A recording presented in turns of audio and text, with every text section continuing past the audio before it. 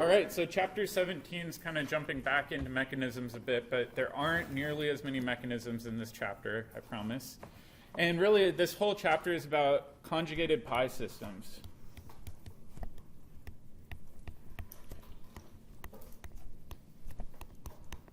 All right, and what does it mean when something's conjugated? Can anybody help me out? Paired. It's what? Paired.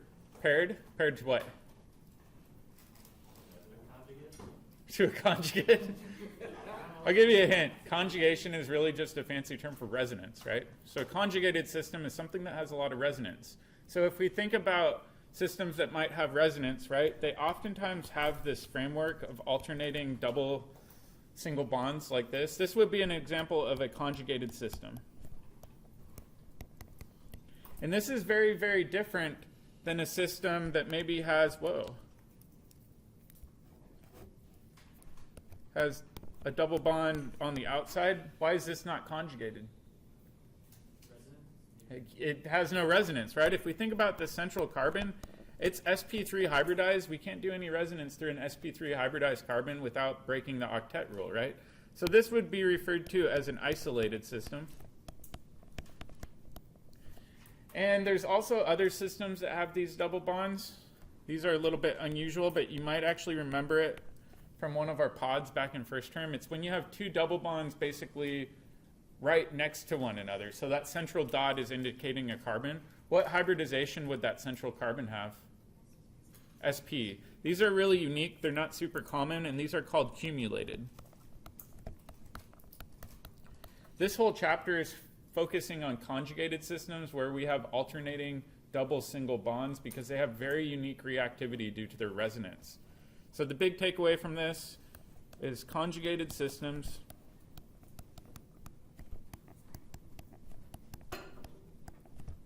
have alternating double single bonds.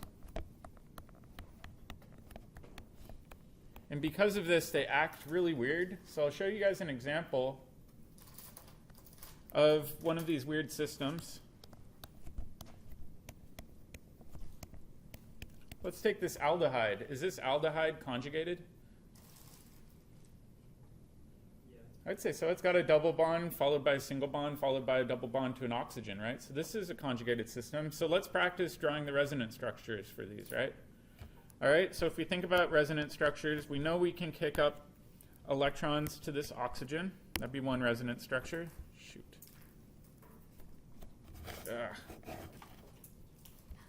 It's a good thing I ordered my new laptop. Yeah, say, one more week. Yeah. It's coming on Friday, guys. Just wait. All right, so we've got an oxygen with the negative charge, the carbon with the positive charge, and then we can move this pi bond over.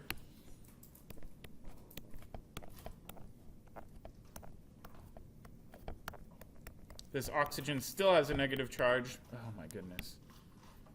And this carbon over here now has a positive charge, right? So this is an example of resonance in a conjugated system. It's really important to know your resonance arrow pushing and know how to draw all of your resonance structures.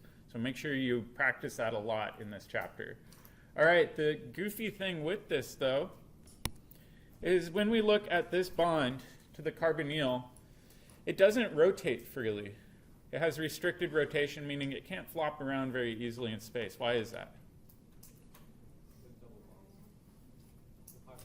Yeah, if we look over here, it's a double bond. We know double bonds don't rotate freely. So this bond has restricted rotation due to partial pi bond character. So let's make a note of that.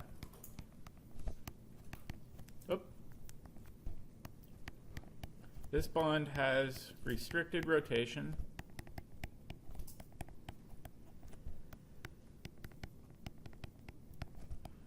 due to partial pi bond character. Oop.